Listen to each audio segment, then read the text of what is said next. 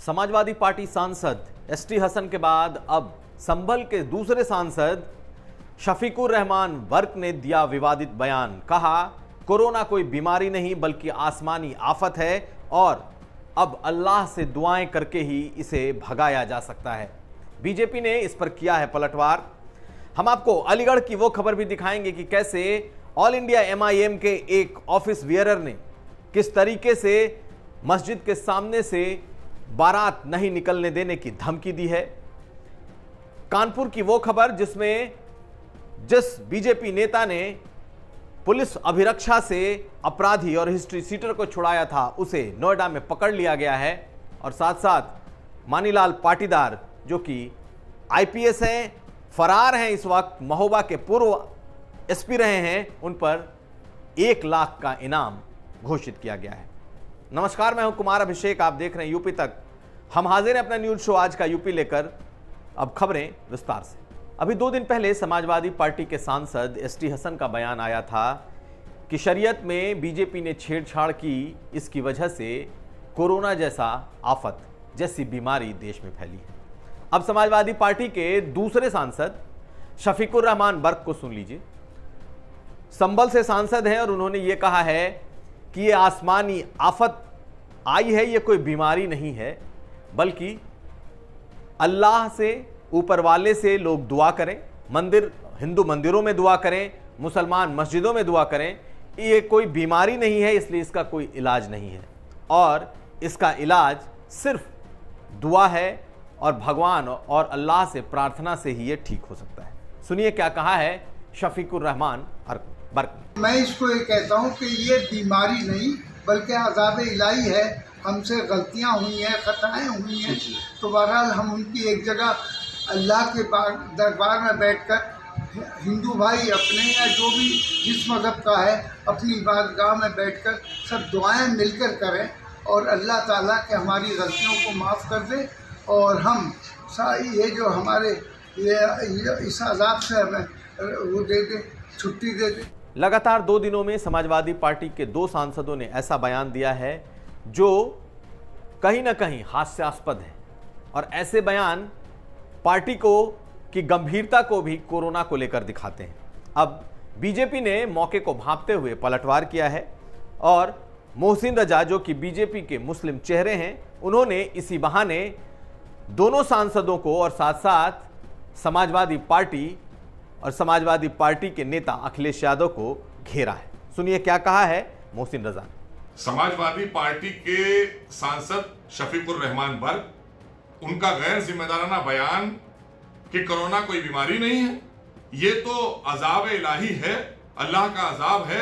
चूंकि मुसलमानों ने बददुआ की है तो बहुसंख्यकों पर यह अजाब आया है। इनका कहने का मकसद शफीकुर रहमान वर्क का यही है और इससे एसटी हसन का भी यही मतलब था 2 दिन पहले जो उनका बयान आया था। और उससे पूर्व अखिलेश यादव जी ने जो प्रेस कॉन्फ्रेंस करके कहा था समाजवादी पार्टी के मुखिया ने कि वैक्सीन कुछ है ही नहीं, हम लगवाएंगे ही नहीं। तो इसी का असर आज आप लोग कहीं कहीं गांव में देख रहे हैं कि जो लोग मना कर रहे हैं, ये इनका एजेंडा है, समाजवादी पार्टी का ये सोचा समझा एजेंडा है। समाजवादी पार्टी के इन दोनों सांसदों ने कोरोना के बारे में बोलकर पार्टी की ही किरकिरी कराई है। अब डैमेज कंट्रोल की जरूरत दिखाई दे रही है।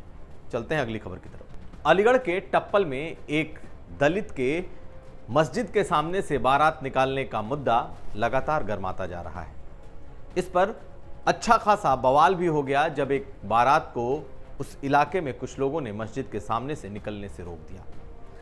जिस शख्स ने इसे रोका उसने बाकायदा साफ तौर पर, खुले तौर पर यह कहा कि बिना परमिशन के वो मस्जिद के आगे से कोई बारात निकलने नहीं देगा और वो अपने उस स्टैंड पर बना हुआ है। इसके बाद पूरे इलाके में मामला गर्मा गया।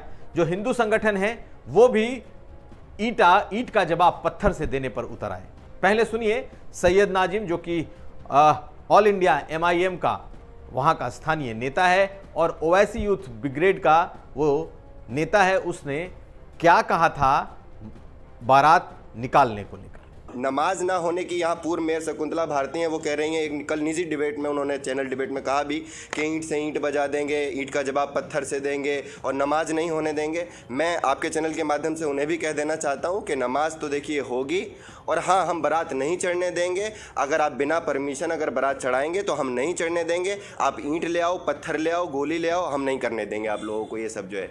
जब ये मामला बढ़ा तो उसके बाद प्रशासन ने 11 लोगों पर मामले दर्ज कराए हैं, लेकिन मामला दर्ज होने के बाद सैयद नाजिम नाम के इस शख्स ने, जो कि MIM का नेता और कार्यकर्ता बताया गया, वो फिलहाल फरार बताया जा रहा है।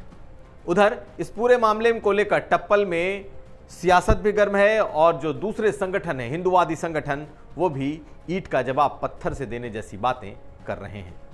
कुल मिलाकर इस वक्त ये मामला उस इलाके में गर्म है और ये मुद्दा बढ़ा हुआ है।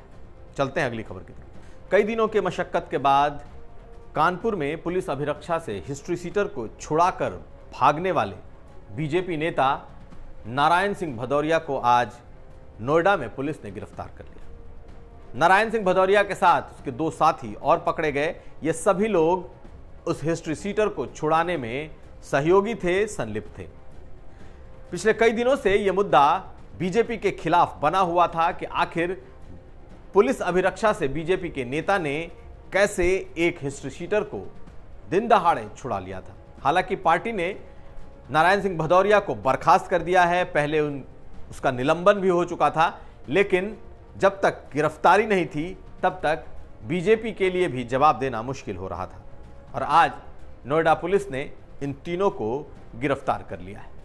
चलते हैं अगली खबर पर। महोबा के पूर्व SP और IPS अधिकारी रहे मानीलाल पाटीदार पर यूपी पुलिस ने इनाम की राशि बढ़ाकर 1 लाख रुपए कर दिया है।